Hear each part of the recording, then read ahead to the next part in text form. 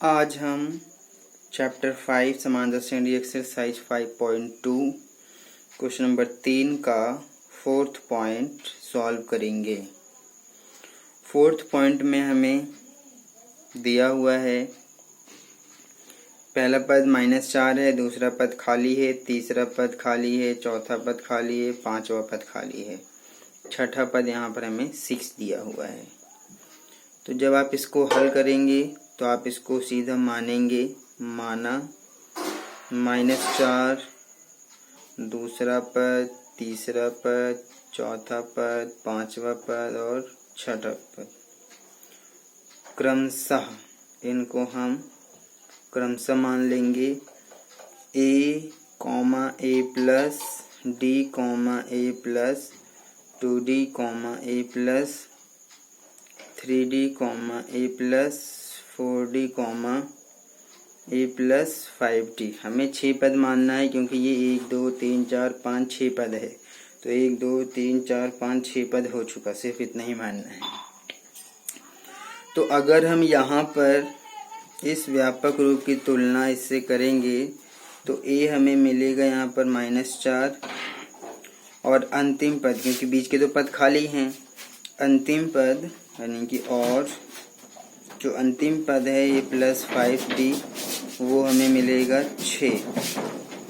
तो अगर हम यहाँ पर एक ही जगह पर -4 रख दें और d निकालें तो ये हमारा आ जाएगा 5d बराबर 6 और -4 इधर प्लस में चला जाएगा, 6 और 4 10 और ये 5d यानी कि d बराबर आ जाएगा 10/5। इसको काट देंगे तो 2 आ जाएगा। तो अगर d हमारा 2 यहाँ पर आ गया है तो अब हम इस a और d की सहायता से ये सभी पदों को जो खाली हैं उनको भर सकते हैं। तो भरते हैं। यहाँ पर जो दूसरा पद हमारा खाली है वो बॉक्स है और दूसरा पद हमारा क्या होता है, a प्लस d होता है। a का मान -4 रखेंगे और d का मान 2 रखेंगे। तो माइनस प्लस तो माइनस घटा देंगे तो माइनस का ज़्यादा है तो माइनस का 2 आ जाएगा। तो यहाँ पर हमारा दूसरा पद -2 आएगा। फिर तीसरा पद यहाँ पर क्या है, तीसरा पद है a प्लस 2d। तो जब इसके अंदर मान रखेंगे तो a का मान कितना रखेंगे, -4 प्लस 2 गुणा d का मान रखेंगे 2 बराबर -4 और ये प्लस 2 की गुणा 2 में कर देंगे तो 4 आ जाएगा। तो यहाँ पर -4 और +4 ये कट के हमारा 0 आ जाएगा। तो इस प्रकार से जो तीसरा पद आएगा वो 0 आ जाएगा। इसी प्रकार से जब हम यहाँ पर चौथा पद लिखेंगे तो चौथा पद खाली है यानी कि व्यापक रूप में तो a प्लस 3d है। तो a का मान यहाँ पर रखेंगे -4 प्लस 3 गुणा d का मान 2 बराबर -4 प्लस 3 दूनी 6। अगर आप इसको घटा देंगे तो 2 आएगा, प्लस का ज़्यादा है तो इसलिए 2 रहेगा ये। तो ये हमारा चौथा पद आ गया। इसी प्रकार से जब हम पांचवा पद लिखेंगे तो पांचवा पद भी यहाँ पर खाली है। तो पांचवें पद को हमने माना है यहाँ पर a प्लस 4d। तो a का मान रखेंगे -4 प्लस 4 गुणा d का मान आया है 2 बराबर -4 प्लस 4 दूनी 8। घटा देंगे 8 में से 4 तो 4 आएगा, जो कि प्लस का ज़्यादा है इसलिए प्लस का निशान आएगा। तो इस प्रकार से हमने यहाँ पर निकाला कि जो हमारा पांचवा पद आया है वो 4 आया है। तो इस प्रकार से हमारा ये जो बॉक्स खाली था उसको भरना था। अब हम यहाँ पर इसका 5th पॉइंट भी सॉल्व करते हैं। 5th पॉइंट में हमें दिया हुआ है पहला पद खाली है, बॉक्स है, दूसरा पद 38 है, फिर तीसरा पद खाली है, फिर चौथा पद खाली है, फिर पांचवा पद खाली है और छठा पद -22 दिया हुआ है। एक बार इसको देख लेते हैं कितने पद हैं, 1 2 3 4 5 6 पद हैं इस प्रकार से। तो जब हम इसको सॉल्व करने जाएंगे तो पहला पद तो खाली है, दूसरा पद 38 दिया है, 3 4 5 6, छठा पद यहाँ पर -22 है। तो इसको जब हम हल करेंगे तो इसको भी हम व्यापक रूप से ही मानेंगे, यानी कि माना जो हमारा पहला बॉक्स है, पहला पद, दूसरा पद 38 है, तीसरा खाली है, चौथा खाली है, पांचवा खाली है, छठा -22 है। इसको हम क्रमशः मानेंगे। 6 पद हैं यहाँ पर भी, इसलिए इसको हम ऐसे लिखेंगे a, a plus d, a plus 2d, a plus 3d, a plus 4d, a plus 5d। क्योंकि 6 पद हैं तो हमने भी 6 पद ही लिखा है। तो इस प्रकार से ये सॉल्व हो गया। आगे जब हम इसको सॉल्व करेंगे तो यहाँ पर पहले हम लिखेंगे, जब इसकी कंपेयर इससे करेंगे तो यहाँ पर आपको मिलेगा, क्या मिलेगा, दूसरा पद यानी कि a प्लस डी मिल जाएगा हमें 38, ये हमारा रहेगा पहला समीकरण। और फिर छठा पद यानी कि, और जो छठा पद है a प्लस 5d, ये मिल जाएगा हमें -22, ये हमारा दूसरा समीकरण है। तो अब हमारे पास ये फिर से 2 समीकरण बन गया है। जैसे हम 2 चर में x y में हल करते थे, अब यहाँ पर 2 चर क्या है, a और d है। तो जब आप विलोपन विधि से इसको हल कर देंगे तो यहाँ पर a के गुणांक बराबर हैं 1 1, तो आप इसको घटा सकते हैं। घटाने पर निशान बदलते हैं, तो प्लस का है तो माइनस बन गया, ये प्लस है तो माइनस बन गया, ये माइनस है तो ये प्लस बन जाएगा। तो a से a कट जाएगा क्योंकि प्लस माइनस में है। ये 1d है, नीचे का माइनस का 5d है, तो माइनस का ज़्यादा है तो माइनस का 4d आएगा, और क्योंकि ये दोनों ही प्लस के हैं जुड़ जाएंगे, तो 8 और 2 10 की 0 हासिल 1, 3 2 5 और 1 6। तो जब d निकालेंगे तो 60 -4 इसके नीचे जाएगा बटे में, तो 15 चौक 60 होता है। तो यहाँ पर आपका 15 आएगा, लेकिन निशान नीचे माइनस का है तो ये आप ऊपर लगा देंगे। तो d हमारा -15 निकल चुका है। तो हम a का मान यहाँ पर निकालेंगे। जब d का मान -15, हम समीकरण 1 या 2 किसी में भी रख के a का मान निकाल लेते हैं। तो d बराबर -15 समीकरण 1 में रखने पर, तो समीकरण 1 है हमारे पास a प्लस डी बराबर 38। तो अगर a प्लस डी बराबर 38 है तो a निकालना चाहते हैं, d तो हमारे पास है -15, तो ये आ जाएगा a प्लस -15 बराबर 38। और जैसे ही a निकालेंगे तो 38 -15 उधर प्लस में जाएगा, तो a का मान निकल जाएगा कितना, 8 और 5 13, 3 हासिल 1, 3 और 1 4 और 1 5, 53 आ जाएगा a का मान। तो इस प्रकार से हमारा पहला पद निकल गया। तो जब हम इस श्रेणी को पूरा करेंगे तो जो हमारा पहला पद, अतः जो पहला पद है वो खाली था, यानी कि 53 आएगा। दूसरा पद तो 38 है, लेकिन तीसरा पद यहाँ खाली है, तो a प्लस 2d है। तो a का मान 53 प्लस 2 गुणा d का मान यहाँ पर -15 है, तो यहाँ -15 लिखेंगे। जब इसको हल कर देंगे तो 53 माइनस प्लस माइनस माइनस 15 दूनी 30। अब अगर हम 53 में से 30 घटा दें तो ये आ जाएगा हमारा 3 और ये 23 आ जाएगा। तो इस प्रकार से हमारा जो तीसरा पद है वो निकल गया 23। पहला पद हमारा निकल गया 53, दूसरे निकल गया हमारा 23, तीसरा पद निकल गया 23। इसी तरह से जब हम आगे निकालेंगे, चौथा पद जब निकालेंगे तो चौथा पद भी खाली है, तो चौथा पद हो जाएगा a प्लस 3d। a का मान 53 प्लस 3 गुणा d का मान यहाँ पर -15, तो ये आ जाएगा 53 प्लस माइनस माइनस 15 3 45। तो अब हमें कितना मिल जाएगा, अब हमें मिल जाएगा 8। तो इस प्रकार से हमारा जो चौथा पद आएगा वो आएगा 8। इसी प्रकार से हम इसका अगला 5वां पद भी लिखते हैं। 5वां पद यहाँ पर हमारा है, खाली है वो भी, और वो रहेगा a प्लस 4d। तो a का मान 53 रखेंगे प्लस 4 गुणा d का मान माइनस का 15। तो यह आ जाएगा 53 प्लस माइनस माइनस 15 चौक कितना हो जाएगा, 15 चौक 60 हो जाएगा। और घटा देंगे तो माइनस का ज़्यादा है तो माइनस का 7 आएगा।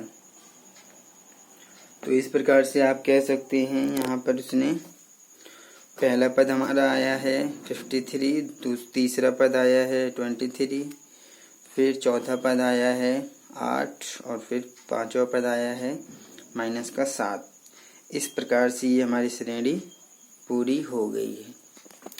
अब यहाँ पर हम क्वेश्चन नंबर 4 को भी सॉल्व करते हैं। क्वेश्चन नंबर 4 में हमें एक एपी दिया हुआ है और देखते हैं क्वेश्चन नंबर 4 को।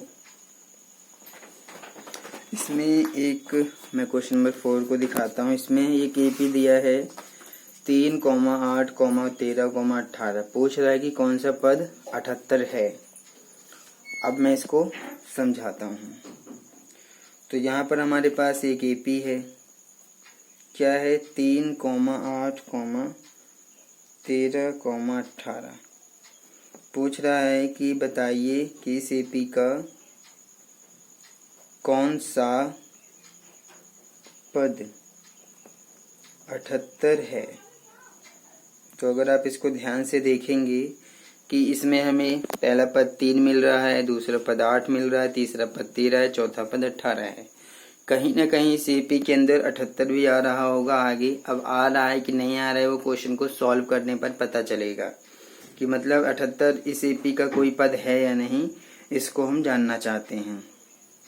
तो इसके लिए हम nवां पद का जो फॉर्मूला था उसका प्रयोग करेंगे। तो यहाँ पर जब आप इसको हल करेंगे तो इस प्रकार से किया जाएगा। जो प्रथम पद a होता है वो यहाँ पर 3 है। जो सार्वांतर d होता है वो होता है a2 माइनस a1। a2 यहाँ पर दूसरा पद 8 है और पहला पद 3 है, यानी कि d हमारा आ जाएगा 5। तो अगर हम ये ज्ञात करना चाहते हैं कि इस एपी के अंदर ये 78 कौन सा पद है, यानी कि कौन से नंबर पे आ रहा है, तो इसके लिए हमारा nवां पद का फॉर्मूला लगेगा an बराबर a plus n minus 1 d। an हम जानना चाहते हैं। हमारे पास एक पद है 78। अब ये जानना चाहते हैं कि कौन से नंबर पे आएगा। जैसे मतलब ये है कि पहले नंबर पे 3 है, दूसरे नंबर पे 8 है, तीसरे नंबर पे 13 है, चौथे नंबर पे 18 है। ऐसे ही 78 कौन से नंबर पे आएगा। तो इसलिए हम an की जगह 78 लिखेंगे। और पहला पद यहाँ पर 3 है, n हमें निकालना है, d निकाल दिया है, d हमारा 5 आया हुआ है। तो जब इसको आगे सॉल्व करेंगे तो 78, 3 उधर जाएगा माइनस में, तो इधर रहेगा n माइनस 1 गुणा में 5। अगर हम इस 78 में से 3 को घटा दें तो कितना आ जाएगा, ये हमारा आ जाएगा 75। 75 आ गया, 5 गुणा में था बट्टे में गया, तो ये आया n माइनस 1। अगर इसको काट देते हैं तो ये आ जाएगा हमारा 5 कम 5, 5 25, 15 75 होता है, यानी कि 15 आ गया।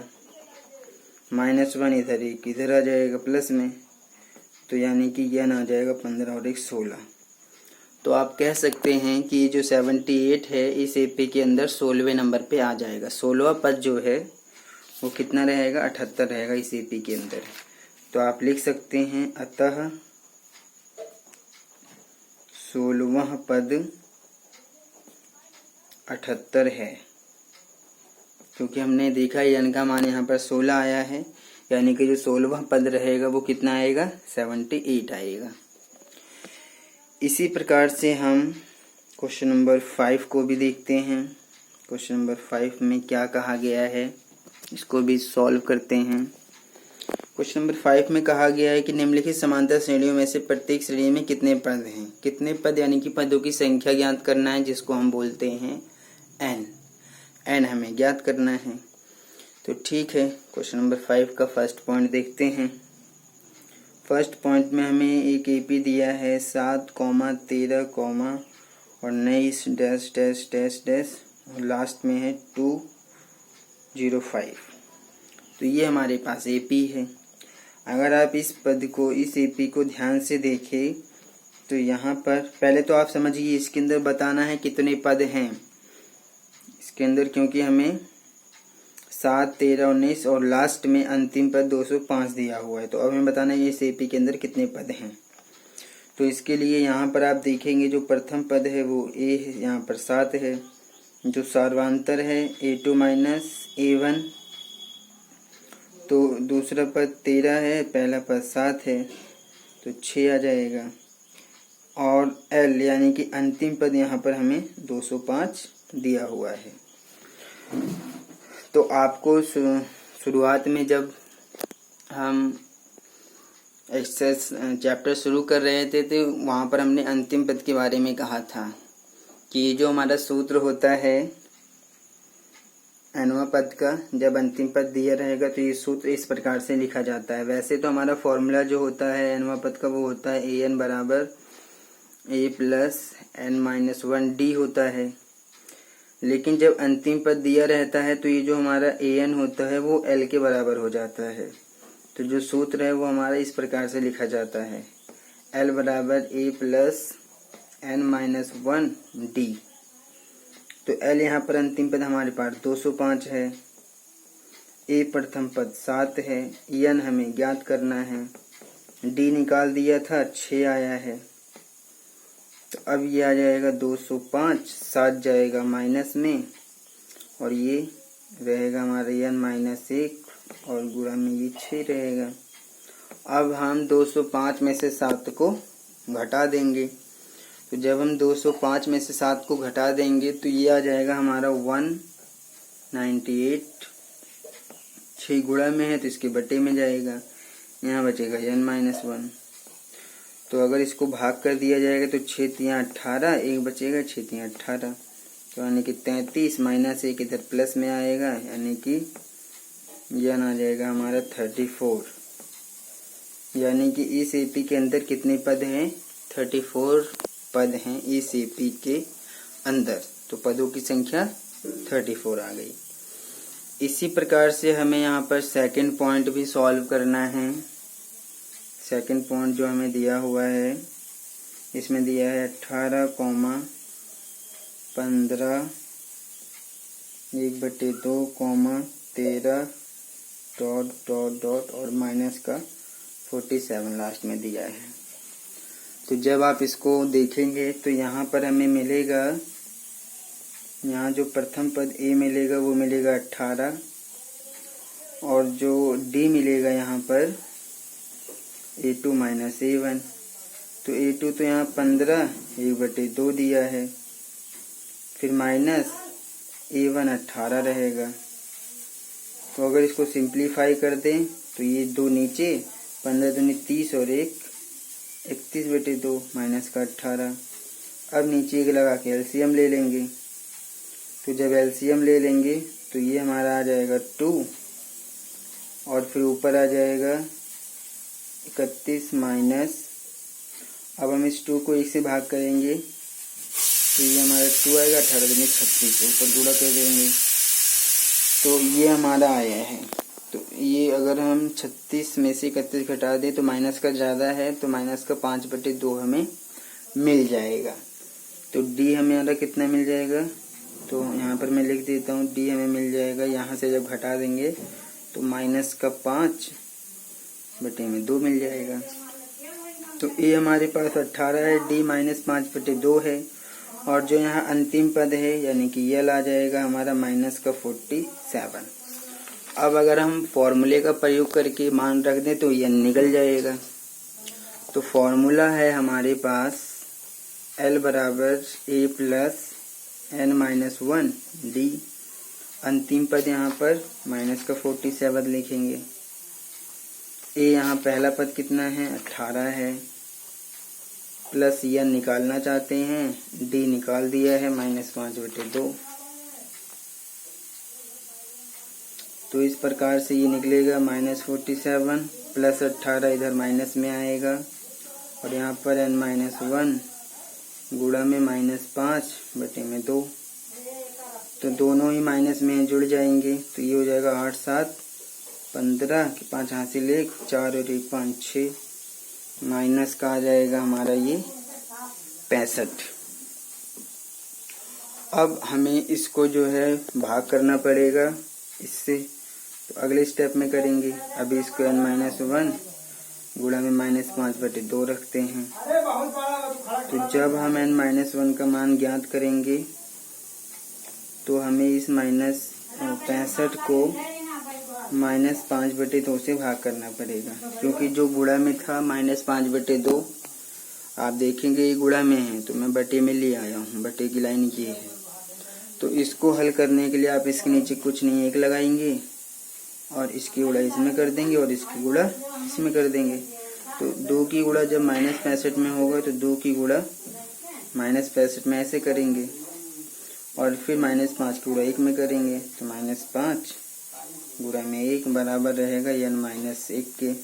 तो माइनस माइनस काट के 1 का कुछ मतलब नहीं है, इसको काट देते हैं। 5 3 15 65 होता है।